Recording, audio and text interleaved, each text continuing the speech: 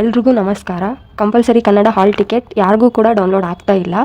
ಯಾಕಂತಂದರೆ ಡೌನ್ಲೋಡ್ ಮಾಡುವಾಗ ಅಲ್ಲಿ ಅಪ್ಲಿಕೇಶನ್ ನಂಬರ್ ಕೇಳ್ತಿದೆ. ಬಟ್ ನಾವು ಅಪ್ಲಿಕೇಶನ್ ಹಾಕಿರುವಾಗ ನಮಗೆ ಎನ್ರೋಲ್ಮೆಂಟ್ ID ಮಾತ್ರ ಬಂದಿದೆ. ಇದರಿಂದಾಗಿ ಹಾಲ್ ಟಿಕೆಟ್ ಯಾರಿಗೂ ಕೂಡ ಡೌನ್ಲೋಡ್ ಆಗ್ತಿಲ್ಲ. ಇನ್ನು 2 ಡೇಸ್ ಒಳಗಡೆ ಅವರೇ ಫೋನಿಗೆ ಒಂದು ಮೆಸೇಜ್ ಕಳಿಸಿ ಹಾಲ್ ಟಿಕೆಟ್ ಡೌನ್ಲೋಡ್ ಮಾಡ್ಕೊಳ್ಳಿ ಅಂತ ಹೇಳ್ಬೋದು. ಆಗ ಹಾಲ್ ಟಿಕೆಟ್ ಡೌನ್ಲೋಡ್ ಆಗುತ್ತೆ. ಮತ್ತು ಕರ್ನಾಟಕ ಪರೀಕ್ಷಾ ಪ್ರಾಧಿಕಾರ ಅಡಿಯಲ್ಲಿ ಕರೆದಿರುವಂತಹ ವಿವಿಧ ಇಲಾಖೆಯಲ್ಲಿ ಖಾಲಿ ಇರುವಂತಹ 708 SDA ಮತ್ತು FDA ನೇಮಕಾತಿಗೆ ಸಂಬಂಧಿಸಿದಂತೆ ಕಡ್ಡಾಯ ಕನ್ನಡ ಪರೀಕ್ಷೆಯಲ್ಲಿ ಯಾವೆಲ್ಲ ಅಭ್ಯರ್ಥಿಗಳು ಬರೆಯಬೇಕಾಗಿರುತ್ತದೆ ಮತ್ತು ಯಾವೆಲ್ಲ ಅಭ್ಯರ್ಥಿಗಳಿಗೆ ಈ ಪರೀಕ್ಷೆಯಲ್ಲಿ ವಿನಾಯಿತಿ ನೀಡಲಾಗಿರುತ್ತದೆ ಹಾಗೂ ಕಡ್ಡಾಯ ಕನ್ನಡ ಪರೀಕ್ಷೆಯನ್ನು ಬರೆಯುವಂತಹ ಅಭ್ಯರ್ಥಿಗಳು ಎಷ್ಟು ಅಂಕಗಳನ್ನು ಪಡೆದರೆ ಅರ್ಹರು ಎಂಬ ಮಾಹಿತಿಯನ್ನು ತಿಳಿಸಿಕೊಡುತ್ತಾ, ಮೊದಲನೆಯದಾಗಿ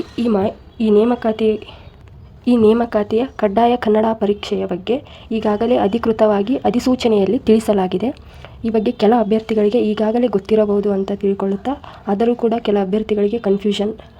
ಆ ಎಲ್ಲ ಡೌಟ್ಗಳಿಗೆ ಈ ವಿಡಿಯೋದಲ್ಲಿ ಕ್ಲಾರಿಫಿಕೇಷನ್ ನೀಡ್ತಾ, ಮೊದಲನೇದಾಗಿ ಸ್ಕ್ರೀನ್ ಮೇಲೆ ಕಾಣ್ತಾ ಇರೋ ಹಾಗೆ ಇದು ಅಧಿಕೃತವಾಗಿ ಅಧಿಸೂಚನೆಯಲ್ಲಿ ತಿಳಿಸಿರುವಂಥ ಮಾಹಿತಿ. ಅಧಿಸೂಚನೆಯಲ್ಲಿ ಕಡ್ಡಾಯ ಕನ್ನಡ ಪರೀಕ್ಷೆಗೆ ಸಂಬಂಧಿಸಿದಂತೆ ಯಾವೆಲ್ಲ ಮಾಹಿತಿಯನ್ನು ನೀಡಿದ್ದಾರೆ ಅನ್ನೋದ್ರ ಬಗ್ಗೆ ನೋಡ್ತಾ ಹೋದರೆ, SSLC ಅಥವಾ ತತ್ಸಮಾನ ವಿದ್ಯಾರ್ಹತೆಯಲ್ಲಿ ಕನ್ನಡ ಭಾಷೆಯನ್ನು ಪ್ರಥಮ ಭಾಷೆಯನ್ನಾಗಿ ವ್ಯಾಸಂಗ ಮಾಡಿದ್ದಲ್ಲಿ ಕರ್ನಾಟಕ ಪರೀಕ್ಷಾ ಪ್ರಾಧಿಕಾರದಿಂದ ಅಥವಾ KPSCಯಿಂದ ಕರ್ನಾಟಕ ಲೋಕಸೇವಾ ಆಯೋಗದಿಂದ ನಡೆಸಲಾದ ಕಡ್ಡಾಯ ಕನ್ನಡ ಪರೀಕ್ಷೆಯಲ್ಲಿ ಉತ್ತೀರ್ಣರಾದವರು ಕಡ್ಡಾಯ ಕನ್ನಡ ಪರೀಕ್ಷೆಯಿಂದ ವಿನಾಯಿತಿ ನೀಡ್ತಾರೆ. ಅಂದರೆ ಅವರು ಮತ್ತೆ ಪರೀಕ್ಷೆ ಬರೆಯೋ ಅವಶ್ಯಕತೆ ಇಲ್ಲ.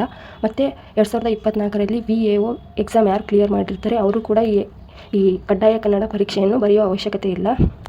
ಅಭ್ಯರ್ಥಿಗಳಿಗೆ ಕಡ್ಡಾಯ ಕನ್ನಡ ಭಾಷಾ ಪರೀಕ್ಷೆಯು ಬಹು ಆಯ್ಕೆ ಮಾದರಿ ಪತ್ರಿಕೆಯಾಗಿರುತ್ತದೆ. ಗರಿಷ್ಠ 150 ಅಂಕಗಳನ್ನು ಒಳಗೊಂಡಿರುತ್ತದೆ ಮತ್ತು ಅಭ್ಯರ್ಥಿಗಳು ಇದರಲ್ಲಿ ಅರ್ಹತೆ ಗಳಿಸಲು ಕನಿಷ್ಠ 50 ಅಂಕಗಳನ್ನು ಗಳಿಸತಕ್ಕದ್ದು. ಅಂದರೆ 100 ಪ್ರಶ್ನೆಗೆ 34 ಪ್ರಶ್ನೆಗಳನ್ನು ನೀವು ಸರಿಯಾಗಿ ಉತ್ತರಿಸಬೇಕು. ಅಂದರೆ 50 ಮಾರ್ಕ್ಸ್ ಆಗುತ್ತೆ.